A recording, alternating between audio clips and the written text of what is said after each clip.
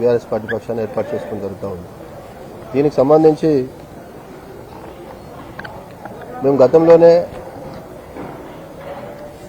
స్థానిక రంగారెడ్డి జిల్లా కలెక్టర్ గారికి పర్మిషన్ కోసం అప్లై చేయడం జరిగింది.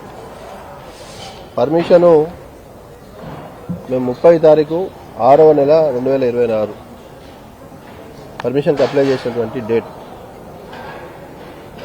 ఈ యొక్క పర్మిషన్ అప్లై చేసిన తర్వాత వారు ఈ యొక్క గ్రౌండ్ స్పోర్ట్స్ అథారిటీ వాళ్ళ ఆధీనంలో ఉంటుంది కాబట్టి వారికి కూడా కలెక్టర్ గారు ఒక లేఖ రాయడం జరిగింది. వారు అప్రూవ్ చేస్తూ ఈ యొక్క గ్రౌండ్ అయితే స్పోర్ట్స్ అథారిటీ వారికి ఒక లేఖ రాస్తే స్పోర్ట్స్ అథారిటీ వారు మల్కాజ్గిరి సిపి పరిధిలోకి, కమిషనర్ ఆఫ్ పోలీస్ పరిధిలోకి వస్తుంది కాబట్టి వారు మల్కాజ్గిరి సిపి గారికి కూడా ఈ యొక్క స్పోర్ట్స్ అథారిటీ వాళ్ళు రాసిరు. స్వర్ణలత గారు, district youth sports officer Rangareddy district, వారు సిపి గారికి వారు ఏ రోజు అంటే 8/7/2026 8/7 నాడు వారు ఆమోదిస్తూ వారు కూడా వారి పర్మిషన్ కోసం సిపి గారికి ఒక లేఖ రాయడం జరిగింది. తర్వాత సిపి గారి కార్యాలయం నుంచి మా జిల్లా పార్టీ అధ్యక్షులు, మాజీ శాసనసభ్యులు, పెద్దలు గౌరవనీయులు మంచిరెడ్డి కిషన్ రెడ్డి గారి లెటర్ మీద ఈ పర్మిషన్ పెట్టాం కాబట్టి వారి కార్యాలయానికి ఒక ఫోన్ వచ్చింది. మరి ఏం చెప్పారంటే, మీరు కూడా డైరెక్ట్గా ఒకటి అప్లై చేయండి పర్మిషన్కి సంబంధించి అని చెప్తే మళ్ళీ 13/7/2026 మళ్ళీ మంచిరెడ్డి కిషన్ రెడ్డి గారి, మా జిల్లా పార్టీ అధ్యక్షులు గారి లెటర్ మీద మళ్ళీ ఆ రోజున డైరెక్ట్గా సిపి గారికి, స్థానిక డీసీపీ గారికి, ఏసీపీ గారికి కూడా మళ్ళీ మేము పర్మిషన్ కోసం అప్లికేషన్ చేసుకోవడం జరిగింది. ఇది చేసిన తర్వాత గౌరవ సిపి గారి ఆఫీస్ నుంచి మళ్ళీ మాకు ఒక కాల్ వచ్చింది మా డిస్ట్రిక్ట్ ప్రెసిడెంట్ గారి కార్యాలయానికి. వాళ్ళు ఏమడిగారంటే, అక్కడ కొన్ని వసతులు ఏర్పాటు చేయాల్సి ఉంది, అవన్నీ చేయండి, చేస్తే పర్మిషన్ ఇస్తామని చెప్పడం జరిగింది. అదేంటంటే రోజు ఒకటి, అది వాళ్ళు చెప్పడం కూడా చెప్తారంటే, ఫస్ట్ కలెక్టర్ గారు మేము అప్లికేషన్ పెడితే స్పోర్ట్స్ అథారిటీ వారు కమిషనర్ గారికి రాశారు. ఆ తర్వాత మళ్ళీ కొన్ని రోజులు గ్యాప్ ఇచ్చి లేలే మీరే డైరెక్ట్గా మాకు అప్లికేషన్ పెట్టండి అని సిపి గారి కార్యాలయం నుంచి మళ్ళీ మా అధ్యక్షుల వారికి వస్తే, ఒకరోజేమో మీరు డైరెక్ట్ అప్లికేషన్ పెట్టమని చెప్పారు. మరొక రోజు మళ్ళీ 2 రోజులు అయిన తర్వాత మళ్ళీ ఏం చెప్పారు, లేదా అక్కడ సీసీ కెమెరాలు పెట్టాలి అని మళ్ళీ ఒక ఫోన్ వచ్చింది. ఓకే సీసీ కెమెరాలు పెడతామని చెప్పేసి అక్కడ సీసీ కెమెరాలకు సంబంధించి ఎవరైతే పెట్టి అతను ఉంటాడో అతని ద్వారా కూడా ఒక లెటర్ ఇవ్వడం జరిగింది. మనం సీసీ కెమెరాకు పెట్టే ఎవరైతే ఉంటారో వారి ద్వారా ఓకే మేము రెడీగా ఉన్నామని చెప్పేసి ఒక లెటర్ తీసుకోవడం జరిగింది. సీసీ కెమెరాలు మేము దానికి సంబంధించినటువంటి కూడా వారికి సిపి గారికి అడ్రస్ చేస్తూ లెటర్ ఇవ్వడం జరిగింది. మళ్ళీ ఒక రోజు 2 రోజుల తర్వాత మళ్ళీ ఏం చేశారు, లేలే ఇది కాదు మీరు అక్కడ టాయిలెట్స్ ఏర్పాటు చేయాలి, పబ్లిక్ టాయిలెట్స్ పెట్టాలంటే మళ్ళీ ఆ టాయిలెట్స్ సంబంధించి ఇక అతనితో కూడా మొబైల్ టాయిలెట్స్ ఏర్పాటు చేసుకుంటామని చెప్పేసి ఒక 15 వారి ద్వారా కూడా మళ్ళీ మేము మళ్ళీ ఒక లెటర్ ఇచ్చాం. తర్వాత మళ్ళీ ఏం చేశారు, ఇవి 2 ఓకే, మరి ఫైర్కి సంబంధించి ఎట్లా అన్నారు. సరే ఫైర్కి సంబంధించి కూడా మేము అన్ని చాలాను కట్టాం. ఇది ఫైర్ డిపార్ట్మెంట్కి సంబంధించి వారి పర్మిషన్ తీసుకున్నాం, చాలాను కూడా కట్టాం ఫైర్కి సంబంధించి అఫీషియల్గానే బ్యాంక్ ద్వారా చాలాను కట్టాం. మళ్ళీ తర్వాత ఏం చేశారు, మీరు పార్కింగ్ ఎక్కడ పెట్టుకుంటారు, పార్కింగ్ సరిపోదు కదా అన్నారు. పార్కింగ్ సంబంధించి గౌరవ శాసనసభ్యులు సుధీర్ అన్న గారు పక్కనే ఉన్న ఒక 5 ఎకరాల స్థలంలో వారితో మాట్లాడి, ఆ ల్యాండ్ లార్డ్తో మాట్లాడి వారితో కూడా survey number 95 survey number 9/A survey number పక్కనే 5 ఎకరాల పార్కింగ్ సంబంధించి వారితో కూడా ఆ ల్యాండ్ ఓనర్తో కూడా ఒక లెటర్ ఇవ్వడం జరిగింది. అన్ని ఇచ్చిన తర్వాత కూడా ఇప్పటి వరకు పర్మిషన్ ఇస్తలేదు. మొన్న మా పెద్దలు ఎమ్మెల్యే గారు మన సుధీర్ అన్న గారు సిపి గారికి మాట్లాడితే ఫస్ట్ ఒక 2 రోజులు మాట్లాడినారు, ఇస్తాం సార్ అని చెప్పారు.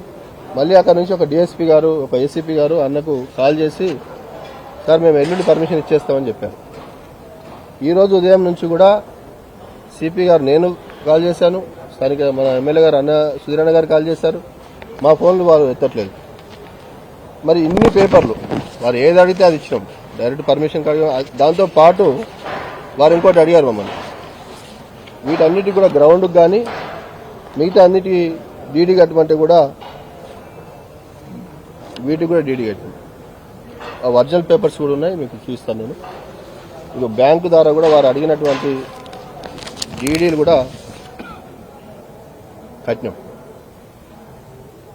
టాయిలెట్స్ కావచ్చు ఏర్పాటు చేస్తామని చెప్పినాం, సీసీ కెమెరా ఏర్పాటు చేస్తామని చెప్పినాం, అదే రకంగా ఫైర్ సంబంధించి ఏర్పాటు చేస్తామని చెప్పినాం, పార్కింగ్ సంబంధించి అడిగితే కూడా ఇచ్చినాం.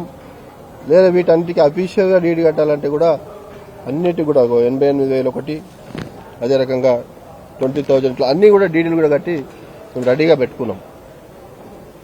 ఉదయం వరకు కూడా ఆశించినాం వీళ్ళు పర్మిషన్ ఇస్తారని చెప్పేసి. మాకున్న సమాచారం ఇది డైరెక్ట్గా ముఖ్యమంత్రి గారి కార్యాలయం నుంచే సిపి గారికి ఆదేశాలు, పోలీస్ డిపార్ట్మెంటు పర్మిషన్ ఇవ్వకూడదు అని చెప్పేసి ఒత్తిడి ఉందని చెప్పేసి కూడా మాకున్న పరిచయాల ద్వారా తెలుస్తూ ఉంది. పోలీస్ డిపార్ట్మెంట్లో మాకు ఉన్నటువంటి పరిచయాల ద్వారా వాళ్ళు కూడా చెప్తా ఉన్నారు. ముఖ్యమంత్రి గారిని మేము అడుగుతా ఉన్నాం ఈరోజు, ముఖ్యమంత్రి గారు గతంలో మీరు ఈ గ్రౌండ్లో పెట్టుకున్నప్పుడు ప్రతిపక్షంలో ఉన్నారు. మీరు ఆనాడు బీఆర్ఎస్ పార్టీ అధికార పక్షంలో ఉన్నప్పటికీ మీరు ప్రియాంక గాంధీ గారిని పిలిచి ఇక్కడ సభ పెట్టుకుంటామంటే బీఆర్ఎస్ పార్టీ మీకు పర్మిషన్ ఇచ్చిందా లేదా అని చెప్పేసి మేము అడుగుతా ఉన్నాం. ఆనాడు మీరు ఇక్కడ సభ పెట్టుకున్నారా లేదా అని మేము అడుగుతా ఉన్నాం. ఆ రోజు మీరు ఎక్కడ సభలు పెట్టుకున్నా చివరికి మా ముఖ్యమంత్రి గారు కేసీఆర్ గారి నియోజకవర్గంలో గజ్వేల్లో సభ పెట్టినా మీకు పర్మిషన్ ఇచ్చినాం మేము. ఈరోజు ఎందుకు భయం అవుతుంది మీకు? నిరుద్యోగ యువత వారి హక్కుల కోసం పోరాడుతూ ఉంటే భయం అవుతుందా? వారి పక్షాన బీఆర్ఎస్ పార్టీ నిలబడదని చెప్పి భయం అవుతుందా? మా నాయకుడు కేటీఆర్ గారు ముఖ్య అతిథిగా రాబోతా ఉన్నారు. మరి మీరు మాట్లాడిన మాటలన్నీ కూడా వారు ఇక్కడ డైరెక్ట్గా విచ్చేసి ప్రత్యక్షంగా మీరు చెప్పినటువంటి ప్రియాంక గాంధీ గారు కానీ మీరు కానీ చెప్పినటువంటి విషయాలన్నీ కూడా ప్రజలకు చెప్తారనే ఉద్దేశంతో ఈ యొక్క మీటింగ్ సభను పర్మిషన్ ఇవ్వకుండా ఇబ్బంది పెడుతున్నారని చెప్పేసి మేము అడుగుతా ఉన్నాం. మీరు ప్రతిపక్షంలో ఉన్నప్పుడు ఎక్కడ సభలు పెట్టినా మేము మా ప్రభుత్వం పర్మిషన్ ఇచ్చింది కదా, మరి ఈరోజు ఎందుకు అడ్డుకుంటా ఉన్నారని చెప్పేసి అడుగుతా ఉన్నాం.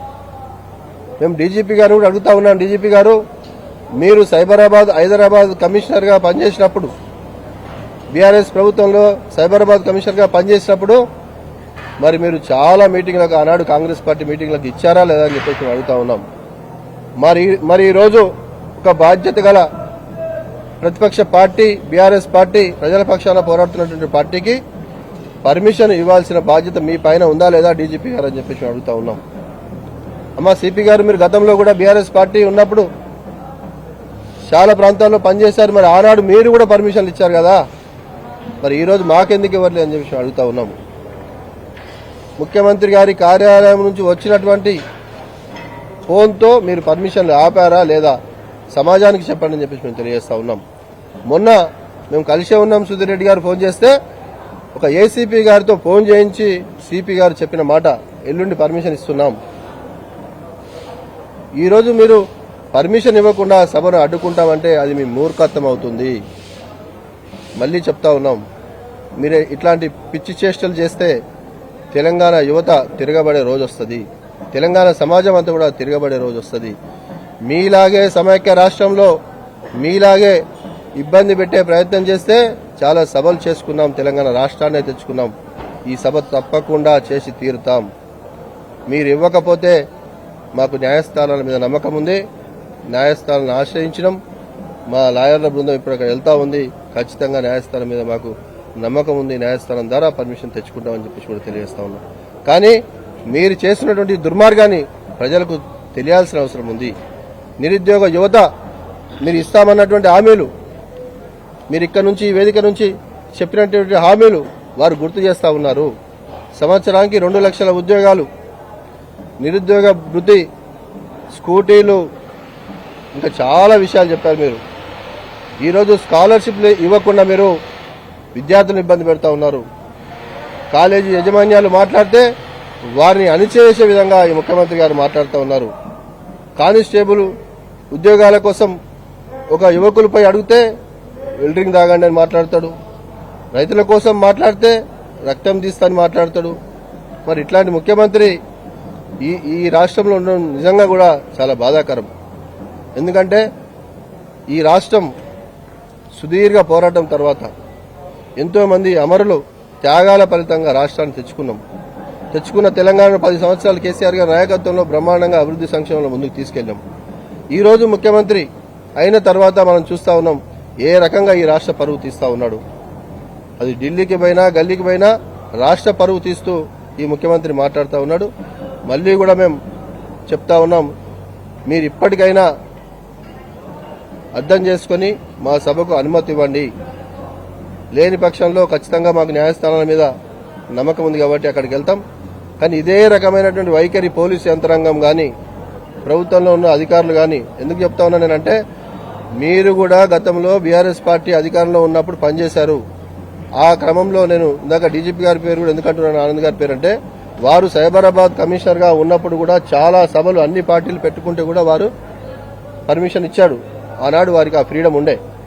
మరి ఈరోజు ముఖ్యమంత్రి గారి ఆఫీస్ నుంచే వారే హోమ్ మినిస్టర్ కూడా కాబట్టి ఫోన్లు చేసి మరి ఒత్తిడి చేసి మిమ్మల్ని ఇవ్వకుండా ఆపితే ఇది మంచి పద్ధతి కాదు, భవిష్యత్తులో కూడా మరి బాగుండదని చెప్పేసి కూడా వారికి హెచ్చరిక జారీ చేస్తా ఉన్నాం. ఈ యొక్క సరూర్ నగర్ వేదిక నుంచి యావత్ తెలంగాణ యువతకు, విద్యార్థులకు, నిరుద్యోగులకు, మేధావులకు అందరికీ కూడా విజ్ఞప్తి చేస్తా ఉన్నాం. రేపు జరగబోయే సభను ఈ కాంగ్రెస్ ప్రభుత్వం ఆపలేదు. ఎట్టి పరిస్థితుల్లో ఈ సభను సక్సెస్ చేసుకుంటాం అని చెప్పేసి కూడా కరాఖండిగా చెప్తా ఉన్నాం.